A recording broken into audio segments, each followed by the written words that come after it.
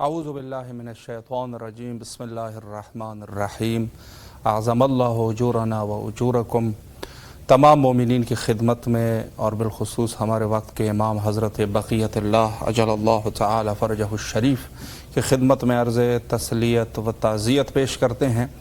Programme تحلیلی جائزہ میں آپ کے حاضر خدمت ہے اور یہ تحلیلی جائزہ حضرت آیت اللہ العظمیٰ سید صادق حسینی شیرازی دامہ ظلہ کہ اس خطاب کے پس منظر میں ہیں کہ جو انہوں نے شام غریبہ کے موقع پر جمع مومنین اور مبلغین کے درمیان کچھ نکات پیش کیے تھے، اور اس عنوان سے بہرحال بہت سارے نکات تھے، اس کے اوپر گفتگو کا سلسلہ جاری رکھیں گے۔ اور آج نہایت ہی مہم مہمان ہمارے ساتھ امام حسین علیہ السلام میڈیا گروپ کے اسٹوڈیو میں موجود ہے، حجت الاسلام المسلمین عالی جناب مولانا شیخ محمد رضا معروفی صاحب قبلہ۔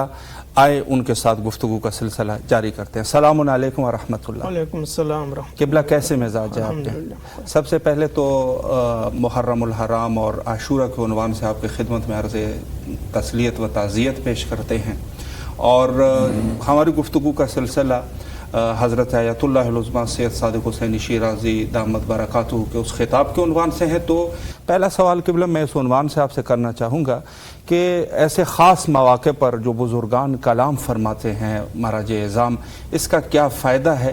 اس عنوان سے اگر ہمارے علم میں کچھ اضافہ فرمائیں۔ جی، سب سے پہلے میں آپ کو اس دردناک واقعہ کربلا کی تعزیت آپ کی خدمت میں اور تمام سامعین مومنین کرام کی خدمت میں پیش کرتا ہوں۔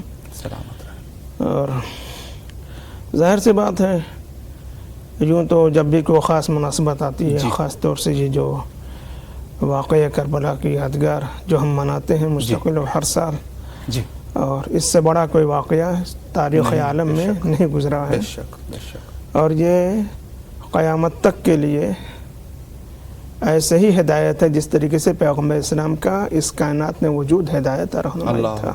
بے شک بے شک۔ یہ واقعہ کربلا جس کے متعلق ظاہر سی بات ہے، ہم ہر سال جب ماہ محرم الحرام آتا ہے اور مختلف تقریریں مومنین کرام سنتے ہیں، ذاکرین سے، علماء سے، خطباء سے، لیکن ان ذاکرین و علماء کے تقریروں کے منابع و مآخذ کیا ہونے چاہیے؟ بالکل ظاہر سے بات اس سلسلے میں جو ہمارے بزرگان دین ہیں، علماء مراجع کرام اور آیات اعظام جو موجود ہیں، ان کی رہنمائی حد درجہ ضروری ہے کہ ماہ محرم الحرام میں امام حسین علیہ السلام کے پیغام کو اور اس شہادت کو کس عنوان سے اور کس انداز سے پیش کرنا چاہیے، تاکہ صرف مومنین ہی نہیں، دنیائے ایمان ہی نہیں، بلکہ دنیائے اسلام، بلکہ پوری کائنات کے لیے، کیونکہ یہ واقعی کربلا چند مذاہب اور مسالک کے لیے نہیں ہے، بلکہ یہ تو پورے کائنات کے لیے ہدایت ہے۔ اور بہت سارے دنیاوی انقلابات جو واقعہ کربلا کے بعد واقع ہوئے ہیں، خاص طور سے ہمارے ہندوستان میں جہاں انگریزوں کا قبضہ تھا، اور بہت سارے دنیا کے بہت سارے گوشوں میں جہاں پر جب زبردستی قبضہ کیا گیا ہے، تو وہاں پر ظلم کا جواب ظلم سے دے کر کامیابی نہیں حاصل کی گئی ہے، بلکہ قربانی دے کر کامیابی حاصل کی گئی ہے۔ حالانکہ ظلم کا جواب ظلم نہیں ہونا چاہیے، لیکن ظلم نہ ہونے کا مطلب یہ بھی نہیں ہے کہ اس کو برداشت کرتے چلے جانا چاہیے۔ اگر صرف برداشت کا مسئلہ ہوتا تو امام حسین علیہ السلام نے میدان کربلا میں تلوار نہ اٹھائی ہوتی۔ یعنی مولا نے تلوار اٹھا کر یہ بتایا ہے کہ دیکھو، چاہے تم ظاہری اعتبار سے کتنی ہی کمزور کیوں نہ ہو، لیکن اگر کوئی شخص تمہارے گھر میں گھس کے آ رہا ہے اور تمہارے پر حملہ کر رہا ہے، تو یہ نہیں کہ ہاتھ بے ہاتھ رکھے بیٹھے رہو اور سارا ظلم برداشت کر، جہاں تک تم سے ہو سکے اپنا دفاع کرو۔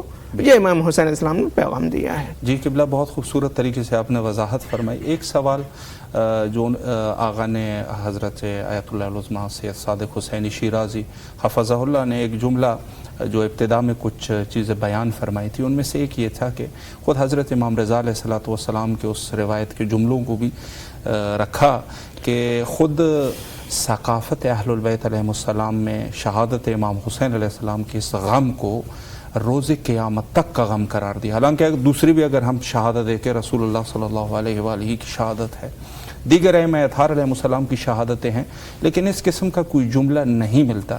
اس عنوان سے اگر آپ ہمارے اس علم میں کچھ اضافہ فرمائیں.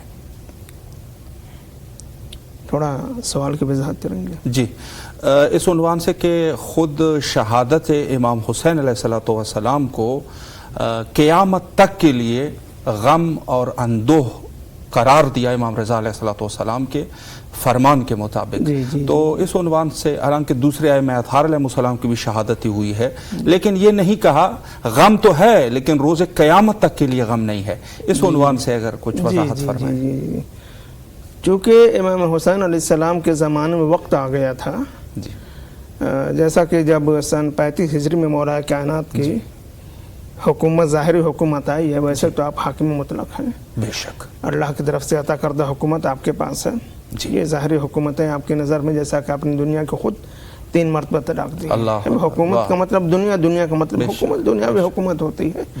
تو اس وقت دین میں اتنی زیادہ تبدیلی آ چکی تھی کہ وہ نماز جسے پیغمبر اسلام کو مسلمانوں نے 5 وقت پڑھتے دیکھا, مسلمان ان کے پیچھے نماز پڑھ رہے تھے, اس میں تبدیلی لا دی گئی. اور خود انہی مسلمانوں نے جب سن 35 ہجری میں مولا کائنات خلافت ظاہری کے اوپر متمکن ہوئے ہیں, تو انہی مسلمانوں نے ببانگ دوحل یہ آواز دی کہ آج ہم نے ویسی نماز پڑھی ہے جیسے پیغمبر اسلام کے پیچھے نماز پڑھا. اللہ اکبر. یعنی وہ عبادت جو سب سے عظیم عبادت ہے, جس سے پروردگار عالم نے اپنے لیے مخصوص کیا کہ نماز میرے لیے ہے, یہ اللہ کے حقوق میں سے ایک حق ہے اور سب سے بڑا حق ہے. اور جس کے لیے پیغمبر اسلام نے ارشاد فرمایا کہ نماز مومن کی معراج ہے, ان قبلت قبل ما سواہا, وان ردت رد ما سواہا, کہ نماز اگر مقبول ہو گئی تو اس کے علاوہ جتنے عمل سب قبول ہو گئے ہیں, اور اگر نماز رد کر دی گئی, یہ واپس کر دی گئی, لوٹا دی گئی, منہ پہ مار دی گئی, تو سارے کے سارے اعمال رد ہو جائیں گے. تو یہ جو اتنی عظیم عبادت تھی, جب اس میں اتنی زیادہ تبدیلی کر دی گئی, اسلام میں اور دین میں کیا کیا نہیں داخل کیا گیا. مولا کائنات موجود ہے, امام حسن موجود ہے, جناب فاطمہ زہرا موجود, سارے لوگ موجود ہیں اور سب کے سامنے یہ سب کچھ ہو رہا ہے, اور یہ لوگ کوشش بھی کر رہے ہیں. لیکن اتنی کوششوں سے یہ اس میں کچھ بھی تبدیلی آنے والی نہیں تھی. اور بالآخر امام حسین علیہ السلام کا زمانہ آتے آتے ایسے شخص کو برسر اقتدار لایا گیا جو بندروں اور میٹھکوں سے کھیلتا تھا, اور وہ امام حسین علیہ السلام سے مطالبہ بیعت کر رہا ہے. تو ظاہر سی بات ہے, خطرہ جتنا زیادہ نقصان دہ ہوتا ہے, خطرہ جتنا بڑا ہوتا ہے, اس کے لیے اتنی بڑی قربانی کی ضرورت ہوتی ہے. واہ. تو امام حسین علیہ السلام کا غم قیامت تک کے لیے, جو امام رضا علیہ السلام نے جو فرمان میں آپ نے جو فرمایا ہے کہ قیامت تک نہیں, قیامت کے بعد بھی. شہزادی حضرت فاطمہ زہرا جنابی علی اصغر کا جنازہ جو لے کر آئے گی محشر کے میدان میں, یہ کہاں دنیا میں ہوگا یا قیامت میں ہوگا؟ تو قیامت تک کی بات نہیں ہو رہی, قیامت میں بھی یہ مصیبتیں ظاہر کی جائیں گی, سب لوگ وہاں گریا کریں گے. تو امام حسین علیہ السلام کے غم کو قیامت تک کے لیے امام رضا علیہ السلام کے فرمان میں جو کہا گیا ہے, اس لیے ہے کہ اسلام کے اوپر خطرہ سب سے زیادہ بڑا تھا, لہذا اس کے لیے سب سے بڑی قربانی دی گئی. تو لہذا قیامت تک اس خطرے کو بھی یاد کیا جائے, اور اس قربانی کو بھی یاد کیا جائے, اور کس طریقے سے امام حسین علیہ السلام نے اپنے بچوں کی, اپنے گھر والوں کی, حتیٰ کہ ماں بہنوں کی چادریں, سب کچھ بیٹیوں کی چادریں, اپنی بہنوں کی چادریں, یہاں تک سب کو امام نے قربانی, یہ بہت بڑی قربانی ہے. امام حسین علیہ السلام کے لیے قتل ہونا یہ کوئی بڑی بات نہیں تھی. جتنی بڑی قربانی امام حسین علیہ السلام نے اپنی بیویوں کے چروں, ان کی مصیبتیں, چادر بے چادر ہونا, اور یوں قید کر کے پھرایا جانا, کربلا سے لے کوفہ اور کوفہ سے لے کر شام تک, یہ جتنی زیادہ بڑی مصیبت تھی نا, وہ قتل ہونا. جیسا کہ جب کسی نے جب پوچھا امام سجاد علیہ السلام سے کہ آقا قتل ہونا تو آپ کی عادت ہے, آپ کی سنت ہے, اسلام کے لیے آپ لوگ قربانیاں دیتے رہے ہیں. تو امام نے کیا فرمایا؟ امام فرمایا کہ ٹھیک کہتے ہو کہ شہادت ہماری میراث ہے, لیکن کیا ماؤں اور بہنوں کا یوں قید ہو کر در بدر پھرایا جانا تو واقعاً یہ عظیم مصیبت تھی. بے شک. تو اس لیے امام نے فرمایا کہ یہ قیامت تک کے لیے غم ہے, جی بے شک. تاکہ اس غم کو یاد کیا جائے جی اور کس وجہ سے یہ غم ان کو اوپر ہے اس خطرے کو بھی یاد کیا جائے. بے شک. اور اس کا فائدہ آپ نے دیکھا, جی واقعہ کربلا سے پہلے جتنی بھی دین میں چیزیں داخل کی گئیں جی سب کو لوگ مسلمان اسلام کے طور پہ دیکھ رہے تھے. یہ بھی اسلام, تراویح بھی اسلام, نماز میں ہاتھ مارنا بھی اسلام, سب کچھ اسلام بنا. لیکن جیسے ہی امام حسین السلام نے قربانی دی اس کے بعد دین میں داخل تو کیا گیا لیکن اس کو اسلام سے ہٹ کر دیکھا گیا ہے. بلکہ یہاں تک کر دیا گیا کہ جو برسر اقتدار جو خلیفہ رہے گا وہ دنیاوی بادشاہ کے طور پہ رہے گا, فتویٰ دینے والا کوئی اور امام ہوگا. چار امام ان کے یہاں وجود میں آئے ہیں. یہ واقعی کربلا کا نتیجہ ہے, ورنہ وہی جو حاکم وقت ہوتا تھا وہی دین میں فتویٰ بھی دیتا تھا. یعنی شراب بھی پی رہا ہے, دینی فتویٰ بھی دے رہا ہے.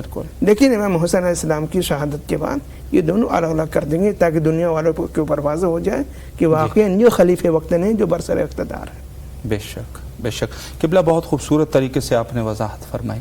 ایک سوال میں اس عنوان سے بھی کرنا چاہوں گا. ماشاءاللہ آپ نجف اشرف میں کافی عرصہ رہے اور شاعر امام حسین علیہ الصلوۃ والسلام کو دیکھتے رہے یہاں پر عزاداریوں کو, اور ہندوستان میں بھی بہرحال عزاداری جو ہے وہ منعقد کی جاتی ہے, وہاں بھی آپ دیکھتے ہیں.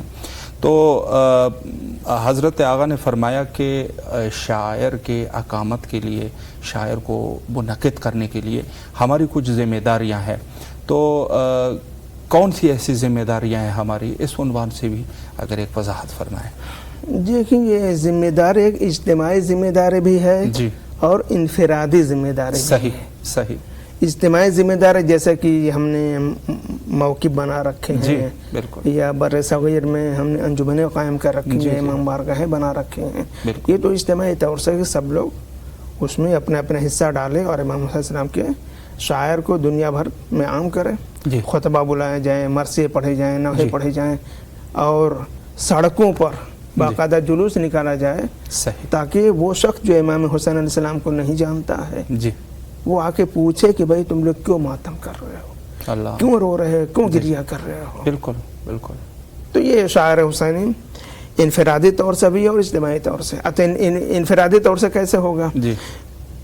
وہ یہ ہے کہ آج ترقی یافتہ زمانہ ہے, میڈیا کا زمانہ ہے, ہر ایک کے ہاتھ میں موبائل ہے. بالکل. کچھ نہیں تو اس نے شاعر امام حسین اور امام حسین علیہ السلام کے پیغامات میں سے جو کچھ بھی سمجھا ہے, جو کچھ بھی سمجھا ہے اسے عام کریں واٹس ایپ پہ, فیس بک کے بجائے اس کے ایک دوسری چیز ہے. بلکہ میں یہ نہیں کہہ رہا ہوں کہ صرف 2.5 مہینے بلکہ پورا سال.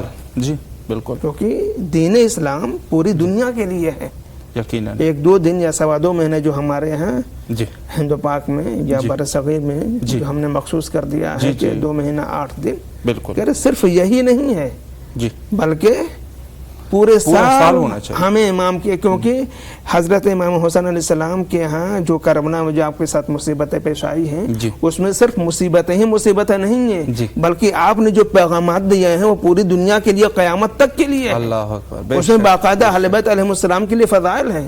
ورنہ آپ خود یہی دیکھ لیں کہ آغا نے جیسا کہ چاند رات کو 29 محرم الحرام کو جو آپ نے پیغام دیا تو اس میں آپ نے ایک حدیث جو مولا امام حسین علیہ السلام نے جناب محمد بن حنفیہ اپنے بھائی کو باقاعدہ لکھ کر دیا تھا, اور یہ بھی کہا تھا کہ میرے بھائی تم یہاں مدینے میں رہو, تمہارے یہاں ضرورت ہے, تم یہاں میری آنکھ بند کے رہنا. آنکھ بند کر جو ہے بند کے رہنے کا کیا مطلب ہے؟ اور بتائے تم میری آنکھ بند کے رہنا اور جو کچھ بھی یہاں ہو رہا ہے مجھے اس کی اطلاع پہنچاتے رہنا. اچھا اس میں امام حسین علیہ السلام نے کیا فرمایا تھا؟ میں کوئی شر و فساد کے نہیں نکلا ہوں. آقا نے جس 2 جملوں کو جو کوٹ کیا ہے, میں پوری حدیث نہیں پڑھوں گا, صرف ان 2 جملوں کو انہوں نے کیا فرمایا کہ جو مولا کا حدیث کا جو ٹکڑا نقل کیا ہے آقا سماعت سید نے, وہ یہ ہے کہ اريد ان امر بالمعروف وانهى عن المنکر واسیر بسیرۃ جدی وابی. سبحان اللہ سبحان اللہ. تو اب سوال یہ ہے کہ وہ کون سا امر تھا جسے انجام نہیں دیا جا رہا تھا؟ اللہ اکبر. وہ کون سا منکر تھا جو پورے معاشرے اسلامی میں رواج پا رہا تھا؟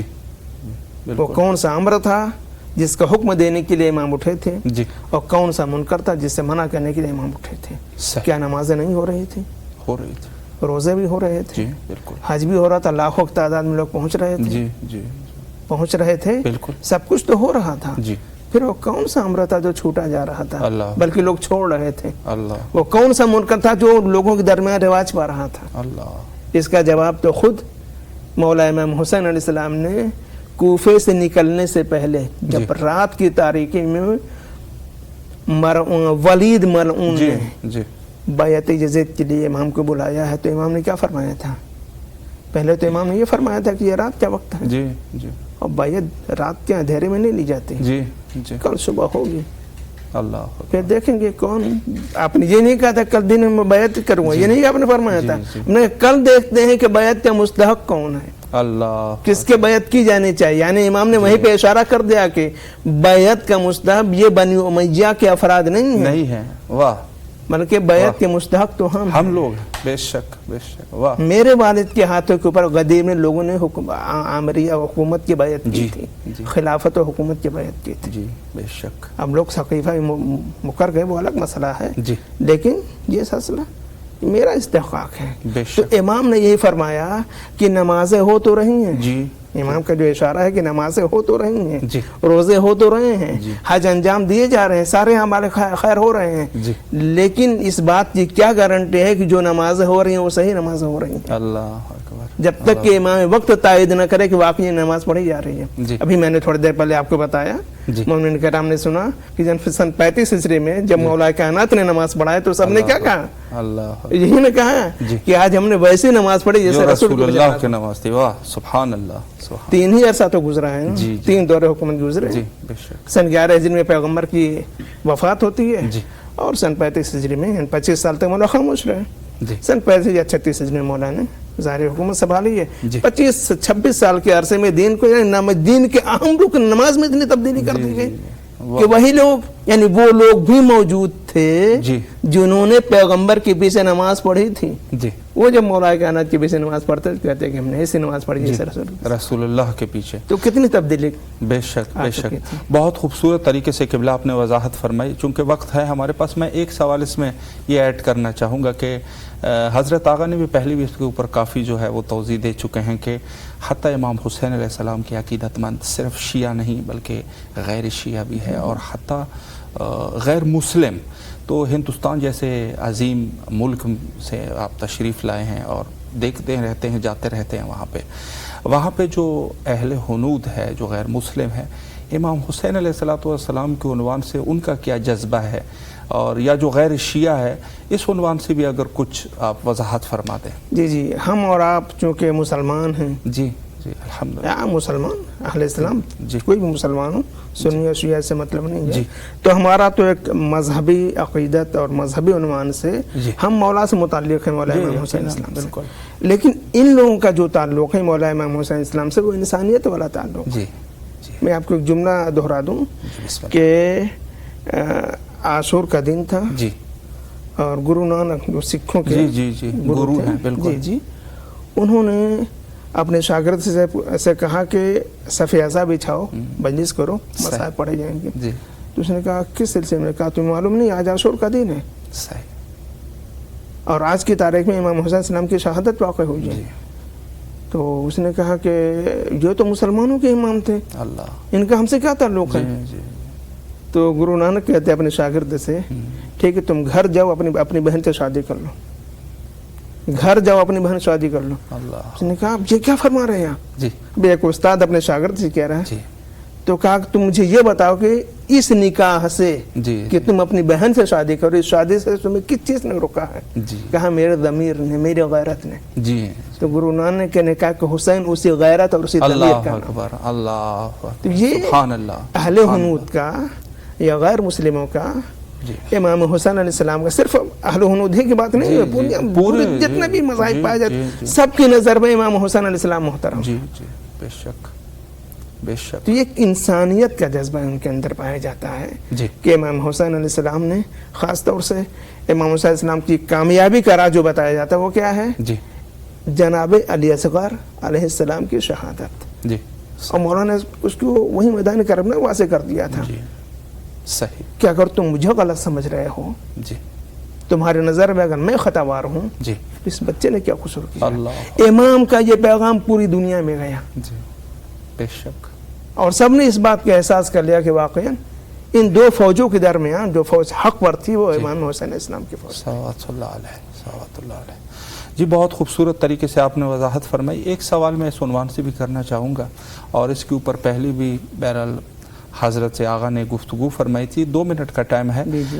خود جو ہے وہ عاشوری کی چھٹی جو کہ ایک ظاہر ہے کہ ہندوستان میں مسلمانوں کی زیادہ تعداد ہے لیکن جو وہاں کی سرکار ہے ظاہر ہے کہ غیر مسلم ہے, یہ کس طریقے سے اس میں کامیابی ہوئی کہ وہاں پر عاشوری کی چھٹی ہوئی, اس عنوان سے بھی اگر 1 منٹ میں آپ وضاحت فرما دیں. جی اگر چونکہ وہاں پہ گورنمنٹ کا مسئلہ ہے اور اس طریقے سے جو بیان کرنا مناسب نہیں ہے. ٹھیک ہے, چونکہ وہاں پر سیکولر حکومت ہے. صحیح, وہاں جو حکومت ہے سیکولر حکومت ہے. جی, اور یہی نہیں کہ امام حسین علیہ السلام کو صرف شیعہ ہی مانتے ہیں, اہل سنت باقاعدہ وہاں تعزیہ داری کرتے ہیں, مجلسیں کرتے ہیں, مسائل پڑھتے ہیں, سب کچھ کرتے ہیں, اور ہندوؤں میں بھی عقیدہ مندی یہ پائی جا رہی ہے.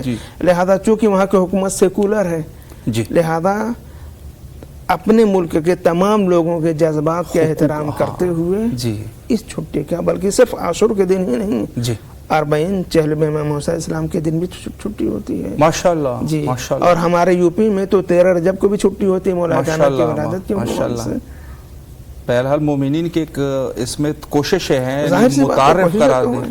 جی قبلہ نہایت شکر گزار ہے آپ کے, دل تو کرتا ہے کہ سوالات کا سلسلہ جاری رکھے لیکن چونکہ وقت بھی انتہا پر پہنچ چکا ہے, تو آخر میں اگر مختصراً 1-2 جملے میں آپ کوئی پیغام مومنین کے لیے دینا چاہے تو بسم اللہ فرمائیں. پیغام یہی عاشورہ پیغام ہے, عاشورہ مکمل پیغام ہے امام حسین علیہ السلام کا. سبحان, اور آپ کی اپنی حقانیت کا پیغام مومنین کے لیے. اور چونکہ پیغام کی بات ہو رہی ہے تو میں پیچھے وہیں جا رہا ہوں, بس مختصر میں, چونکہ 2 منٹ کے وقت آپ نے بتایا ہے. ایک جملہ قبلہ فرما دیں. ایک جملہ کہ مولانا جو یہ فرمایا ہے کہ اريد ان امر بالمعروف وانهى عن المنکر واسیر بسیرت جدی وابی. یہ جو آپ نے فرمایا کہ میں اپنے باپ کی سیرت پر چلنا چاہتا ہوں. مولانا تو چل ہی رہے تھے لیکن مقصد ہے لوگوں کو اس سیرت کے مطابق چلانا. تو اب اگر چونکہ ہمارے ہمارے انڈیا اور پاکستان میں بہت سارے سیاستدان ایسے ہوتے ہیں جو اوپر سے دوا میں آ کر اپنے عقیدے میں تبدیلی کا اظہار کرتے ہیں کہ ہم تمہارے نرم پڑھنا ہے. کہتے ہیں کہ امام کا پیغام یہ ہے کہ چاہے حکومت کتنی ہی بڑی طاقت والی ہو, کبھی بھی اس کے سامنے سر نہیں جھکانا چاہیے. قبلہ آپ کے نہایت ہی شکر گزار ہے, تشریف لائے اور مستفید ہوئے, آپ سے نہایت ہی تہ دل سے آپ کے شکر گزار ہے. وقت تقریباً ہمارا انتہا پر پہنچ چکا ہے, انشاءاللہ آپ کے حاضر خدمت رہیں گے. آخر میں حجت خدا کے ظہور کے لیے دعا کرتے ہیں, اللہم عجل لولیک الفرج.